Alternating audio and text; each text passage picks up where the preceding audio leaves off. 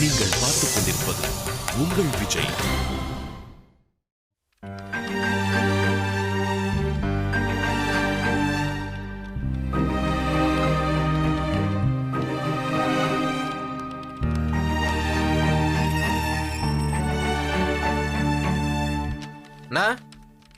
வா இந்தாண்ணா கவரு. நல்ல வேலை நான் மெயின் ரோட்ல இருக்கும்போது சொன்னேன். ஆமா, எதுக்கு கவரு? கல்யாணத்துக்கு எதனா மொய் வைக்கணுமா? எப்பவுமே ஏன்டா லூஸ் மாதிரியே கேள்வி கேட்குற? கவர்னா அதில் மொய் மட்டும்தான் உள்ள வைப்பாங்களா? கொடுக்கலாம். Love letters etcetera. உனக்கு அறிவே இல்லையாடா? உனக்கும் தெரிஞ்சிச்சா? இந்த லெட்டரை டைப் பண்ணிட்டு பென்ட்ரைவில் தரேன், போய் பிரிண்ட் அவுட் எடுத்துருவா. ரொம்ப அர்ஜென்ட்டாண்ணா?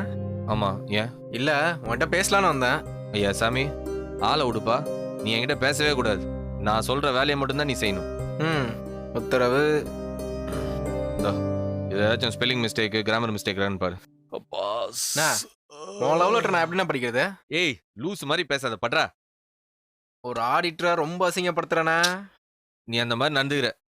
முதல்ல படிச்சு பாரு, என்ன ஸ்பெல்லிங் மிஸ்டேக் எதனா இருக்கான்னு. என்னது இது? வேலையை ரிசைன் பண்ண போறீங்களா? ஆமாம். நோ வேணா. உங்கள் தொல்லையிலேருந்து தப்பிக்க எனக்கு இந்த ஒன் வே தான் இருக்குது. வேலையை ரிசைன் பண்ணிட்டு சும்மா இந்தியா ஃபுல்லாக சுற்றி வர போகிறேன். சான்ஸே இல்லைண்ணா. உன்னை என்கிட்ட பேசக்கூடாதுன்னு சொல்லியிருக்கேன். பேச வைக்கிறியாண்ணா? சரி, பெரியப்பாட்ட சொன்னியா? என் பாஸ் கிட்ட சொல்ல போகிறேன். உன் பெரியப்பா என்ன ரேடியோ மிர்ச்சி ஓனரா? உன் ஃபேன்ஸ்லாம் அப்புறம் நொந்து போயிருவாங்கண்ணா. டேய், நான் நொந்து போயிருக்கிறேன்டா. இங்கே போடா, போய் வேலையை பாரு. அண்ணா, வேலையை ரிசைன் பண்ண வேணாண்ணா. மெடிக்கல் லீவ் போடு. என்னன்னு சொல்லுவ காரணம்? கிட்னி ஃபெயிலியர்னு சொல்லு. வேணாண்ணா, இந்த ஸ்பைனல் கார்டு அவுட்டு அப்படியே தானே சொல்ல. நீ 2 நிமிஷம் வாய மூட்டுரு, நான் போய் பென் டிரைவ் எடுத்துட்டு வரேன். அண்ணா, உன் ரெசிக்னேஷன் லெட்டர்லாம் பிரிண்ட் அவுட் எடுத்துட்டு வர மாட்டேன். சரி விடு, நானே எடுத்துக்கிறேன். ரொம்ப அநியாயம் பண்ணுறேண்ணா. எப்படி நான் வேலையை வரலாம்? இந்த காலத்தில் நல்ல வேலை கிடைக்கிறது எவ்வளோ கஷ்டம் தெரியுமா? நீ எனக்கு அட்வைஸ் பண்ணுறியா? எத்தனை வாட்டி சொல்லியிருக்க நீ எனக்கு அட்வைஸ் பண்ணாதுன்னு? இது அட்வைஸ் இல்லைண்ணா, ஒரு சஜஷன், ஒரு ரிக்வெஸ்ட், கருத்துன்னு கூட சொல்லலாம். உன் கருத்தை மடிச்சு ஜோபில வை. நான் போய் எம்டியை பார்க்க போனா இந்த பிரிண்ட் அவுட் எடுக்கணும். நீ முதல்ல கிளம்பு, வேலை முடிஞ்சிச்சுல. முடியாதுண்ணா. சரி, நீ வீட்டை பார்த்துக்க, நான் போகிறேன். கண்டிப்பாக நீ வேலையை ரிசைன் பண்ணி தான் ஆகணுமா? ஆமாண்டா. இந்த விஷயம் அன்னிக்கு தெரியுமா? அண்ணியா? எந்த அண்ணி? மீனாட்சி அன்னைக்கு தெரியுமாண்ணா? மீனாட்சி அன்னைக்கிட்ட ஒரு தடவை டிஸ்கஸ் பண்ணிட்டு அப்புறம் டிசைட் பண்ணிக்கோ.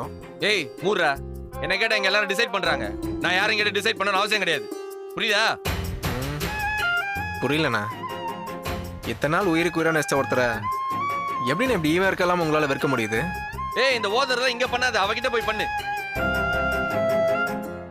ஒன்டானுங்க அட்வைஸ். இனி சத்தியமா உங்ககிட்ட பேச மாட்டேனா. அண்ணியை பத்தி இனிமேல் எப்பவுமே பேச மாட்டேன். இது உன்னோட லைஃப், உன்னோட டெசிஷன். நடத்து. உனக்கு எது சரின்னு படுதோ அதை பண்ணுண்ணா. சாரிண்ணா, ரொம்ப சாரி. என் வயசுக்கு இதெல்லாம் உன்கிட்ட பேசக்கூடாது தான். ஆனால் முடியலண்ணா. அண்ணியை நினச்சா ரொம்ப பாவமாக இருக்குண்ணா. அண்ணி ரொம்ப நல்லவங்கண்ணா. அவங்கள நீ ரொம்ப தண்டிக்கிற, பார்த்துக்கோ. சரி, நான் வரேண்ணா. இதுக்கு மேலே இங்கே இருந்தா நான் உன்னை ரொம்ப இம்சை பண்ணிடுவேன். நல்ல முடிவு, முதல்ல கிளம்பு.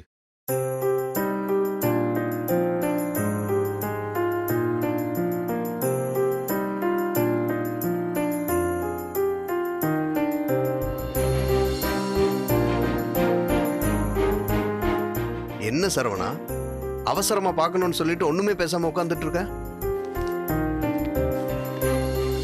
நான் பேசணும்னு நினைக்கிறதெல்லாம் இதுல இருக்கு சார், படிங்க.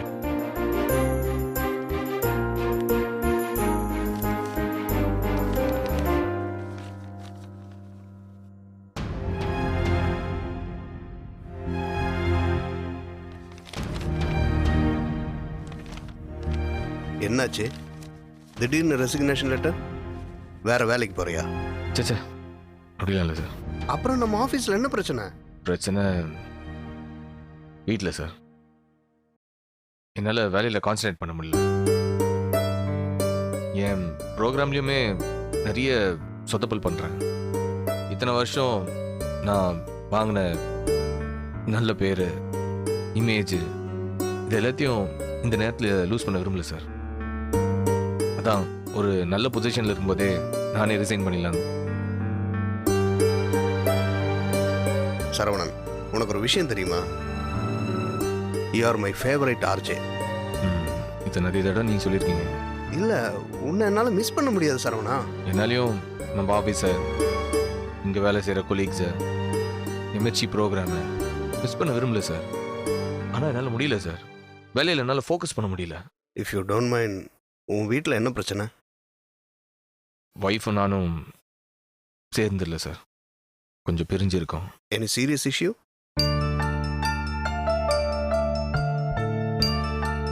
ஆல் ரைட், அதுவும் ஃபேமிலி விஷயம், நீ என்கிட்ட சொல்ல வேண்டியதில்லை. பட் குடும்ப சண்டைங்கிறது தீர்க்க முடியாத ஒன்றும் இல்லை. அதுக்காக ஜாப் குவிட் பண்ணுறது ரொம்ப தப்பு.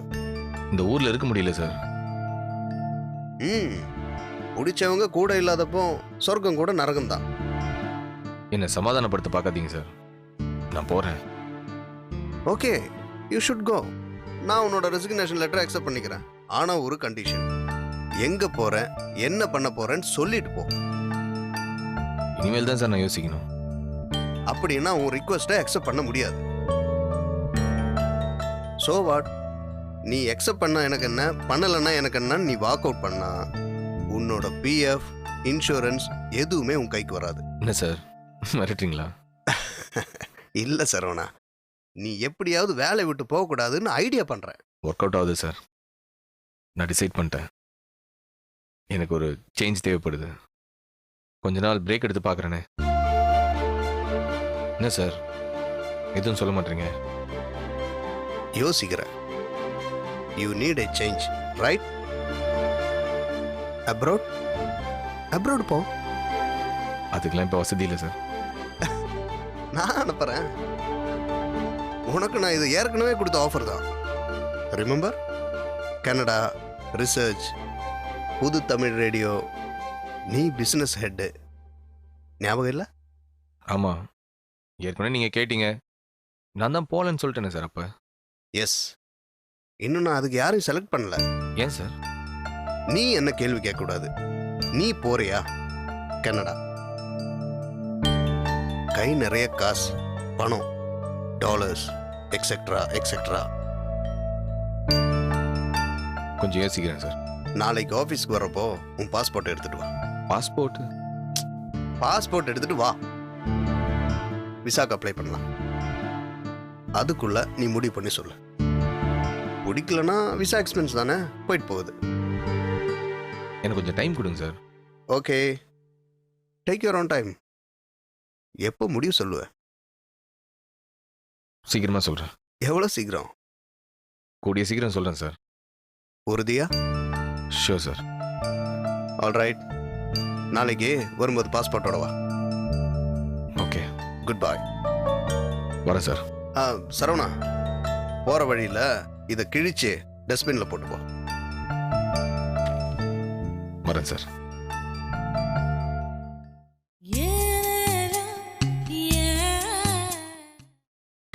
நீங்கள் பார்த்துக் கொண்டிருப்பது உங்கள் விஜய்.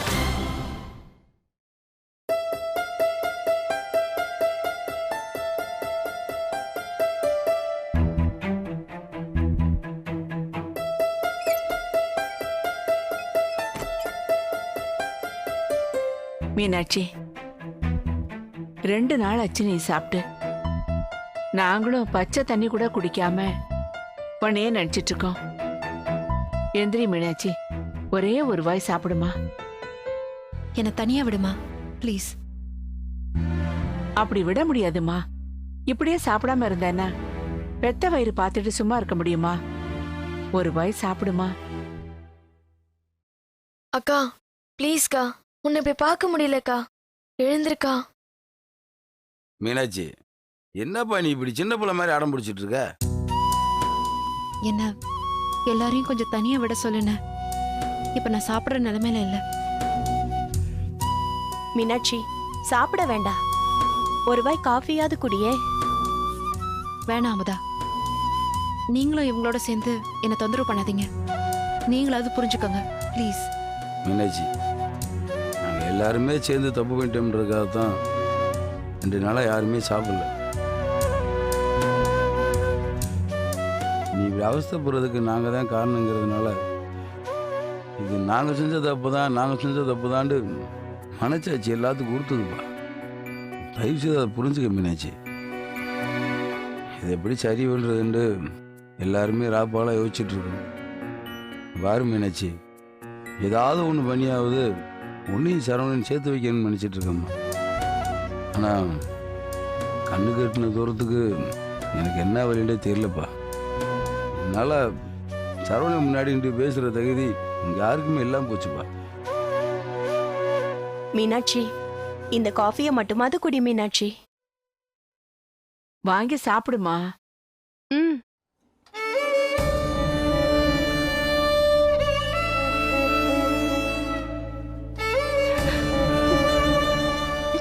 அக்கா அழாதக்கா. அத்தானை சீக்கிரம் சமாதானப்படுத்தி அண்ணன் கூட்டிட்டு வரும். அப்பா வரட்டும் மீனாட்சி. அவர் பேசினா மாப்பிள்ளை கேட்பாருமா. மாமாட்ட பேசினேப்பா. சரவணனும் உன்ன மாதிரி 2 நாளாக யார்கிட்டையும் பேசாமல் சாப்பிடாம ரொம்ப கஷ்டப்பட்டுட்டு இருக்காராம். வேலைக்கு கூட போகலையாம்ப்பா. அப்புறம் மாமா தான் சத்தம் போட்டு சரவணனை சாப்பிட வச்சிருக்காரு. இப்போ கொஞ்சம் இயல்பாக இருக்காராம். அப்புறம் நீ எப்படி இருக்க என்ன சிரண்டு கேட்டார். உண்மையை சொன்னேன். மாமாவை ரொம்ப வருத்தப்பட்டார். 2 நிமிஷம் மனுஷன் பேசவே மாட்டேன்ட்டார். தமிழ், கூடிய சீக்கிரம் சரவணனை சரி பண்ணி மீனாட்சியோட பேச சொல்கிறேன். என் மருமகளை சாப்பிட வச்சு சந்தோஷமாக பார்த்துக்கன்னு சொன்னார். அடுத்த தடவை ஃபோன் பண்ணாருன்னா மீனாட்சி அடம் பிடிக்கிறதா சொல்லுங்க. அப்பதான் அவருக்கு முதல்ல மீனாட்சியை சரி பண்றதா இல்ல சரவணனை சரி பண்றதான்னு குழப்பம் வரும். தமிழ், முதல்ல மாமாவுக்கு ஃபோன் பண்ணி மீனாட்சி கிட்ட பேசி முதல்ல சரி பண்ணுங்க. அப்புறம் சரவணன் கிட்ட பேசிக்கலாம்னு சொல்லுங்க. சரி. என்ன சரி பண்றதுக்கு என்ன இருக்கு? முதல்ல அவன்கிட்ட பேச சொல்லுங்க.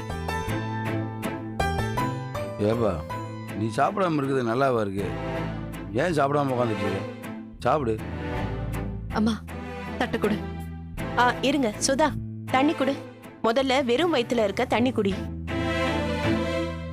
சம்மந்தி பேசினார்னா மீனாட்சி சமாதானம் ஆயிடுச்சுன்னு சொல்லுப்பா. ம்.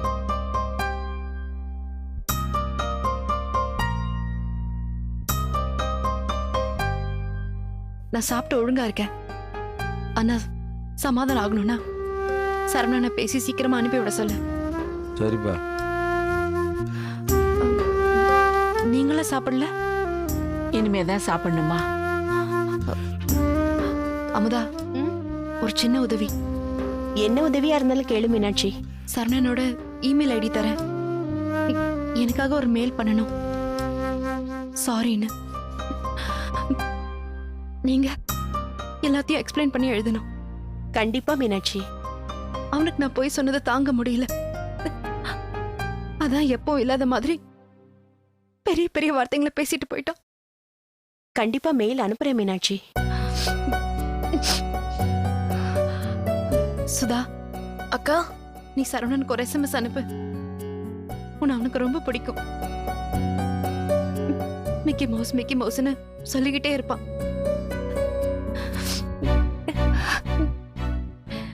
நீ எனக்காக வந்து அக்காவை இப்படி பனிஷ் பண்றீங்களேன்னு கேளு. சரிக்கா, உடனே அனுப்புறேன். மீனாட்சி, அண்ணன், உன்னை இந்த நிலைமையில என்னால் பார்க்க முடியலம்மா. இப்போ நான் என்ன பண்ணுறதுன்னு எனக்கு தெரியலம்மா. உன் பிரச்சனைக்கு நீயே ஒரு முடிவு சொல்லு. நல்லா சாமி கும்பிடுன. நிச்சயமா நம்மள கடவுள் கைவிட மாட்டாருன்னு நம்பிக்கை இருக்கு. எல்லாரும் சாப்பிடுங்க. சரி மீனாட்சி.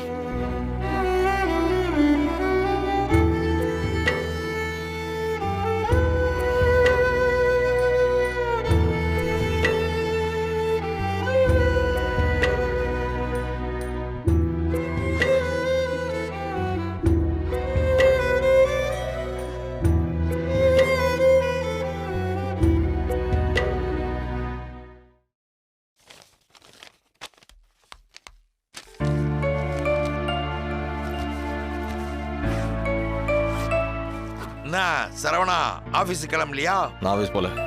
என்னடா உடம்பு கிடம்பு சரியில்லையா? நான் லாங் லீவ்ல இருக்கேன். ம் சொல்லவே இல்லையேப்பா. என் ஆஃபீஸ் விஷயம்லாம் உனக்கு சொன்னா புரியவா போகுது? வேலையை ரிசைன் கூட தான் பண்ணேன். என் பாஸ் தான் வேணான்ட்டாரு. என்னடா சொல்ற? ஆல்ரைட், இது உன்னுடைய வேலை விஷயம், நான் தலையிடல. ஆனா மிர்ச்சி சரவணன் ப்ரோக்ராமுக்கு நான் ஒரு ஃபேன்பா. இன்னும் சொல்ல போனா ரொம்ப பெரிய ஃபேனு. ஒரு ரசிகனா கேட்குறேன், ஏன் வேலையை ரிசைன் பண்ற அளவுக்கு போனேன்? பிடிக்கல, இந்த ஊர் பிடிக்கல, ஓ வேலை பிடிக்கல.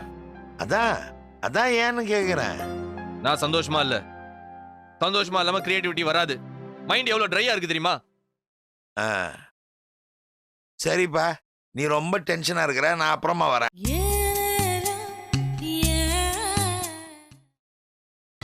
நீங்கள் பார்த்துக் கொண்டிருப்பது உங்கள் விஜய். வேலை பிடிக்கல. அதான் அதான் ஏன்னு கேட்குறேன். நான் சந்தோஷமா இல்ல. சந்தோஷமா இல்லாம கிரியேட்டிவிட்டி வராது. மைண்ட் எவ்வளவு ட்ரையா இருக்கு தெரியுமா? ஆ சரிப்பா, நீ ரொம்ப டென்ஷனா இருக்கிற, நான் அப்புறமா வரேன். ஒரு நிமிஷம் இரு. நான் ஃபாரின் போறேன். போயிட்டு வா, போய் ரிலாக்ஸ் பண்ணு. You need a change my son. Canada போறேன். வேலைக்காக போறேன். இனிமே அங்கதான் வேலை, ஃபியூச்சர், லைஃப் எல்லாம். எச்சில இருந்து அனுப்புறாங்க. 1 month முன்னாடியே இந்த ஆஃபர் கொடுத்தாங்க. அப்போ வேணான்ட்டேன். இப்போ கான்ட்ராக்ட் சைன் பண்ண போறேன். இது உன் வேலை விஷயம், எனக்கு ஒன்றும் புரியாதுப்பா. ஒரு தகப்பனா சில விஷயங்கள் பேசலாமா? நீயும் அம்மாவும் என் கூட வரலாம். அங்க போய் ஒரு வீடு எடுத்ததும் உங்களை கூப்பிடுறேன். இப்பதான் நிமிஷத்துக்கு ஒரு ஃப்ளைட் இருக்கு.